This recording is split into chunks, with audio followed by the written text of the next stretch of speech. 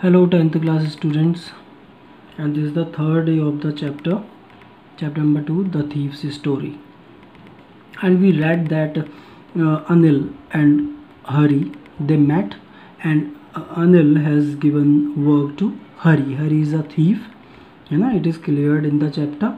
And Anil said to Hari that if you want to do any job or if you want to cook for me, then I will pay you, then I can feed you, because he doesn't have money. Anil के पास इतना पैसा नहीं है. He doesn't have money for giving to Hari, but वो बोल रहा है कि if you can cook, you can be with me and you can do work for me. आगे देखते हैं. हरी इस और हरी को जो अनिल है, Anil is just teaching him and telling how he can add, how he can write sentences. ऐसे उसको पढ़ना लिखना सिखा रहा है. और जो हरी है वो एक बैठा हुआ है ताक में कि कब थोड़ा अनिल बिजी हो जाएगा या कुछ पैसा लाएगा और मैं उसको लेके चोरी करूँगा. ऐसा स्टोरी बैकग्राउंड में चल रही है. ठीक है, आगे चलते हैं. अब देखना क्या हुआ. अभी तक अनिल के पास पैसे नहीं थे, अब वो थोड़ा पैसे कमा के लाएगा. पढ़ते हैं. Anil made money by fits and starts, है ना. मीन थोड़ा कंटिन्यूअली कह लो या थोड़ा कंटिन्यूअल, है ना, कि मतलब रुक रुक के लगातार, थोड़ा कभी पैसा आ रहा है कभी नहीं आ रहा है. ऐसे जो अनिल है वो पैसा कमा के लाता था. Fits and starts. He would borrow 1 week lend the next. और वो क्या करता था, थोड़ा पैसा उधार उठा लेता था, अगले हफ्ते उसे लौटा देता था जब उसके पास आता था. ऐसा वो करता था. He kept worrying about his next cheque. और जो भी वो वर्क करता होगा ना, वो एक मैगजीन के लिए लिखता था तो, और कुछ नॉवेल लिखता था, इस टाइप का जो भी वर्क करता होगा. अभी पढ़ते हैं. तो वो चेक का वेट करने में बड़ा चिंतित रहता था कि चेक कब आएगा, ऐसा. ठीक. But as soon as it arrived he would go out and celebrate. और जैसे ही चेक आता था वो बाहर जाता था, सेलिब्रेट करता था, मज़े करता था. It seems he wrote for magazines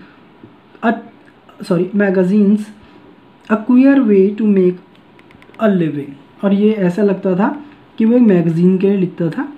उसने मैगज़ीन के लिए लिखा अ क्वियर मीन स्ट्रेंज वे में, टू मेक अ लिविंग, है ना, लिवलीहुड, अपना कमाई करने के लिए. वो एक स्ट्रेंज होता है. क्वियर मीन यहाँ पे अपने वे में कह लो कि वो एक अलग वे में, अलग अंदाज में एक मैगज़ीन के लिए लिखता था. तो उसका चेक मिल गया था आज, पैसे वगैरह कुछ मिल गए होंगे. अब देखते हैं, आगे पढ़ते हैं.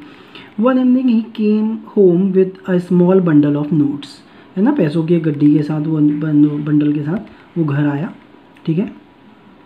Saying he had just sold a book to a publisher. और उसने बोला कि मैंने एक पब्लिशर को अपनी बुक बेच दी है. At night I saw him tuck the money under the mattress. और उसने देखा कि रात को जब वो सो रहा होगा या वट एवर, अभी सोते समय वो what is the act, I am not telling, but what is the fact. उसने देखा कि जब वो रात को सो रहा होगा या जा रहा होगा बेड पे, तो उसने अपने मैट्रेस, अपने गद्दे के नीचे ऐसे पैसे रखे हुए हैं. ठीक है, मनी रख दी उसने. I had been working for Anil for almost a month and apart from cheating on the shopping had not done any thing in my line of work, है ना. वो बोल रहा है, हरी कह रहा है कि मैंने बहुत सारा वर्क किया था अनिल के लिए फुल मंथ. और क्या था कि चीटिंग के अलावा, मतलब चीटिंग के अलावा कौन सा, ऑन द शॉपिंग के वक्त जो चीटिंग कर रहा था ना, 1-1 रुपया ले रहा था. तो उसके अलावा had not done anything in my line of work. Line of work मतलब जो भी वो वर्क इसको सौंपे जा रहे थे, दिए जा रहे थे, तो उसमें वो कोई चीटिंग नहीं कर रहा था. बस हाँ, वो शॉपिंग के दौरान चीटिंग करता था बस. I had every opportunity for doing so. और उसके पास बहुत मौके थे ऐसा करने के कि वो चीट कर पाए अनिल को. Anil had given me a key to the door and I could come and go as I pleased. अब क्या था, अनिल ने ना एक की उसको ही दे रखी थी हरी को, और वो कभी भी आ जा सकता था, है ना, दरवाज़ा ओपन करके.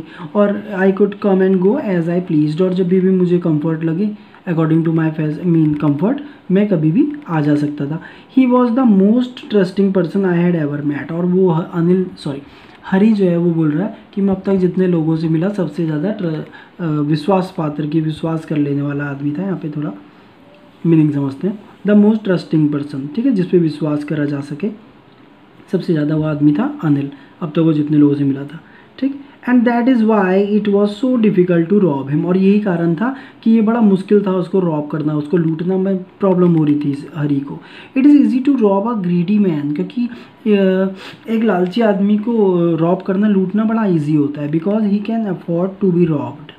बात समझ रहे कि वो रॉब लूटना है ना, वो क्या कर लेगा, अफोर्ड कर सकता है, जो एक लालची आदमी होता है अफोर्ड कर लेगा।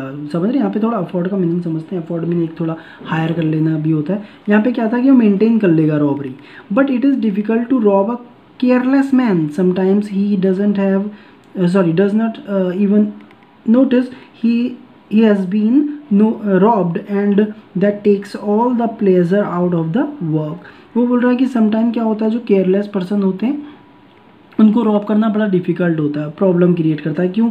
क्योंकि समटाइम उनको पता भी नहीं होता है कि वो लूट चुके हैं या उनको रॉब कर लिया गया है। And that takes all pleasure out of the work, और ये सारी खुशियाँ छीन लेता है उस काम से, मतलब जो रॉबरी हुई है वो रॉबरी का पूरा मज़ा ख़राब कर देता है। क्योंकि एक साफ दिल का आदमी है और एक केयरलेस आदमी है, जो कि केयरलेस होने का सेंस समझिएगा यहाँ पे। केयरलेस मतलब कि अगले पे इतना भरोसा कर लेना कि ये आदमी मुझे चीट करेगा ही नहीं, तो केयरलेस हो जाता है आदमी, है ना।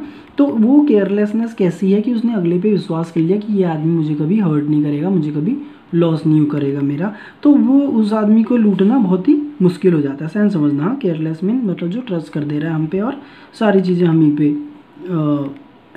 मीन इन्वॉल्व कर दे रहा है, हम ही हमारे हवाले कर दे रहा है, उसको लूटना मुश्किल होता है। हरी कह रहा है, थीफ कह रहा है। आगे बढ़ते हैं, ठीक है। और उसको कभी कभी पता भी नहीं चलता है ना, इवन नोटिस कि साहब उसको लूट लिया गया है, तो उसको पता भी नहीं चल रहा बेचारे को, कि उसको बहुत टाइम बाद पता चला कि अरे अच्छा उसने तो मुझे चीट कर लिया। तो ये पूरा मज़ा ख़राब कर देता है ना, थोड़ी सी फीलिंग वाइज सब पे होती है, सेंटिमेंटल हो जाता है चोर भी कभी कभी। Well it is time I had some real work I told myself, और अब क्या था कि मेरे को मेरा रियल वर्क करना था। वो अपने आप से बोल रहा है कि टाइम आ गया था कि अब मुझे मेरा काम करना था, जो चोरी का था उसका काम। उसने अपने आप से बातें करी, I am out of practice, और वो आउट ऑफ प्रैक्टिस भी हो रहा था, बहुत दिनों से उसने चोरी नहीं की। And if I don't take the money he will only waste it on his friends, और अगर मैंने पैसा नहीं लिया तो ये जो अनिल है ये सारा अपने दोस्तों पे वेस्ट कर देगा ना। वो थोड़ा हेल्पफुल था अपने दोस्तों के लिए।